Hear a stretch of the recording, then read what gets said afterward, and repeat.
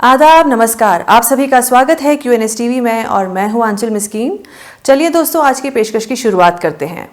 आप जब city to city travel करते हैं या विजिट करते हैं तो उस जगह के कल्चर से, ट्रेडिशंस से रूबरू होते हैं। यही कल्चर, ट्रेडिशंस, रिलीजियस और स्पिरिचुअल बिलीव्स, जीने के तौर तरीके एज पर्टिकुलर उस जगह को सबसे अलग करते हैं और डिफाइन करते हैं। अब अगर हम यहाँ कश्मीर की बात करें तो ये जगह अपने कल्चर, ट्रेडिशंस और तौर तरीकों के हिसाब से सबसे अलग है, खास है। यहाँ आने वाला सही मायनों में महसूस कर पाता है कि क्यों इस जगह को लोग जन्नत कहते हैं। इस जगह को जन्नत सिर्फ यहाँ की वादियों की वजह से ही नहीं कहा जाता।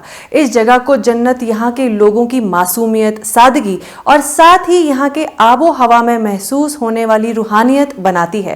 कहते हैं ना कि सिंपल चीजें ज्यादा अट्रैक्ट करती हैं। बस उसी सिंप्लिसिटी के साथ जब यहाँ की वादियों का नजारा जुड़ जाता है तो वही कमाल होता है जिसे जन्नत कहते हैं। अब आते हैं उस मुद्दे पर जिस वजह से आज हम कश्मीर के बारे में इतनी बात कर रहे हैं। असल में 2 दिन पहले ये खबर आई थी कि 30 हफ्तों के बाद आखिरकार जामिया मस्जिद को खोला गया। जामिया मस्जिद दोस्तों कश्मीर की रूह की तरह है, क्योंकि ये यहाँ की इंपॉर्टेंट स्पिरिचुअल सीट है जहाँ अलग अलग डिस्ट्रिक्ट्स के लोग नमाज अदा करने आते हैं। पहले आर्टिकल 370 के हटने की वजह से, फिर उसके बाद कोविड गाइडलाइंस की वजह से जामिया मस्जिद को बहुत देर तक बंद रखा गया था। फिर बीच में दोस्तों कुछ समय तक जामिया मस्जिद को खोला भी गया था, पर कोविड के दोबारा तेजी से बढ़ने के कारण अप्रैल के महीने में जामिया मस्जिद को लोगों के लिए फिर बंद कर दिया गया था। सोचिए, 7 से 8 महीने तक लोगों को उनकी रूह से दूर रखा गया था।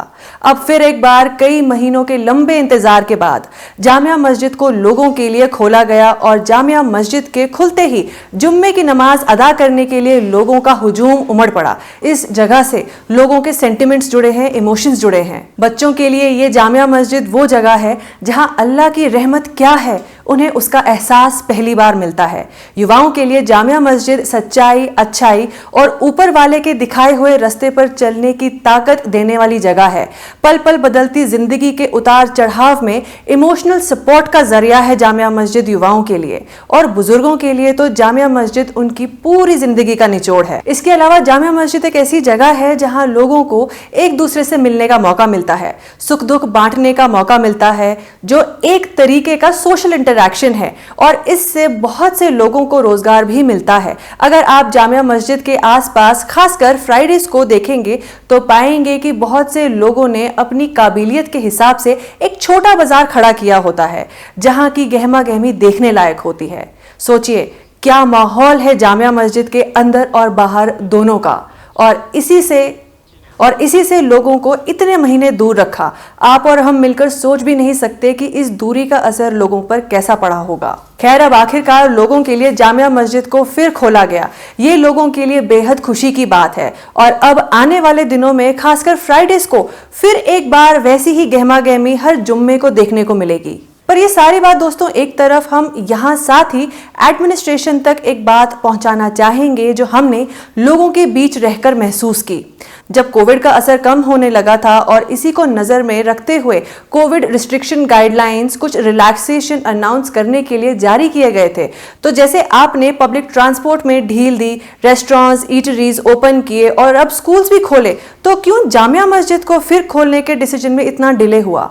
यहाँ हम ये सवाल इसीलिए उठा रहे हैं क्योंकि जैसे कि हमने पहले ही कहा, ये जगह लोगों के इमोशंस से जुड़ी है, और ऐसे में सब ओपन होने के बाद भी अगर उनके सेंटिमेंट्स से जुड़ी जगह उनके लिए ना खोली जाए तो सोचिए कितनी निराशा होगी लोगों में।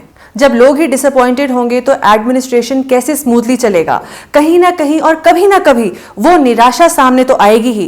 तो इसीलिए लोगों की बात एडमिनिस्ट्रेशन तक पहुंचाते हुए हम यही कहना चाहेंगे कि जब भी कोई फैसला लें, लोगों के सेंटिमेंट्स को जरूर नजर में रखें, क्योंकि किसी भी शहर की शांति तभी इंश्योर हो सकती है जब सभी पहलुओं को नजर में रखते हुए फैसले लिए जाएं।